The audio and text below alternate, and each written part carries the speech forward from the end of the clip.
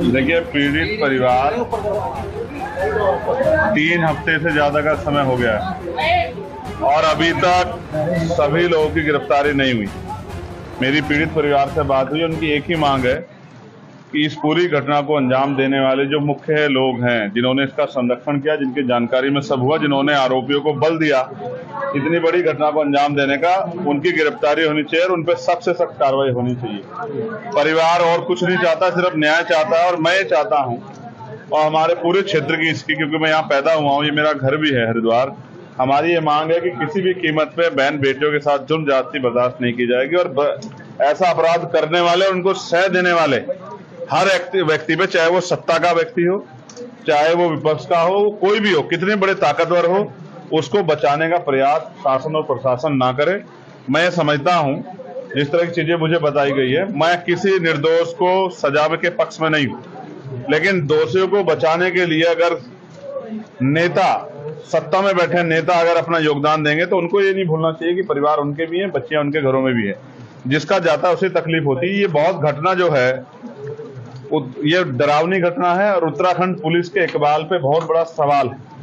यहाँ के एसएसपी, मैं उनसे पहले से परिचित हूँ, जब हम यहाँ काम करते थे तो वो यहाँ के एसपी सिटी थे देहात, और अब वो यहाँ एसएसपी बन के जिले को चला रहे हैं। मुझे उनके ऊपर भरोसा है कि उनके नेतृत्व में कठोर कार्रवाई होगी और कोई दोषी नहीं बचेगा। अभी मेरी उनसे बात हुई है, उन्होंने एक बिटिया जो इस घटना में जिनको इन्वॉल्व किया गया है, जिन पर शक है, जिनका इस पूरी घटना जोड़ा गया है, उनके लिए कहा है कि वो बिटिया है, हम चाहते हैं इसमें जांच है। मैं उस पर सहमत हूँ।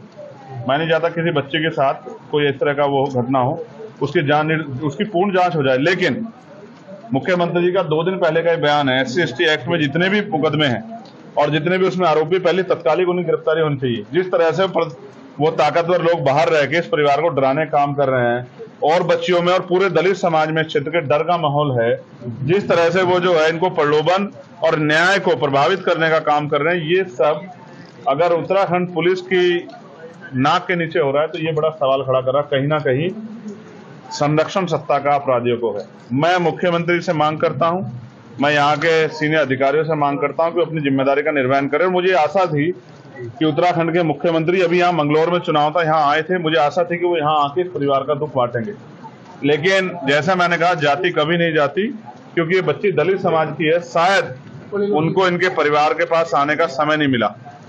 चुनाव में उनके लोग बहुत घूमे वोट मांगने के लिए, यही सच है और इसे हमारे लोगों को भी समझना चाहिए।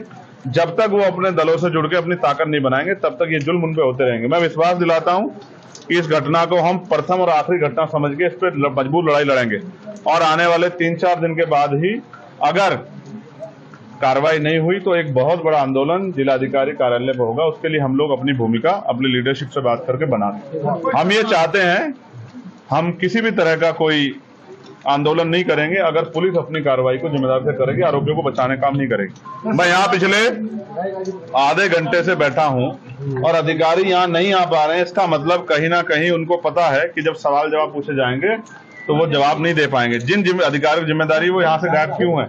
वो इसलिए गायब है क्योंकि उनको पता है कि वो अपनी ड्यूटी से धोखा कर रहे हैं, अपने कर्तव्य धोखा कर रहे हैं, इसलिए वो यहाँ से गायब है।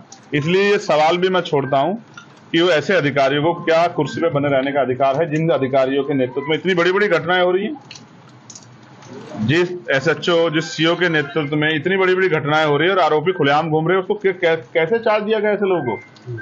तो ये बात इस बात को स्पष्ट करती है कि कहीं ना कोई दबाव है। इस दबाव के कारण किसी बेटी को न्याय न मिले, ऐसा देवभूमि में नहीं होना चाहिए, ऐसा मेरा विश्वास।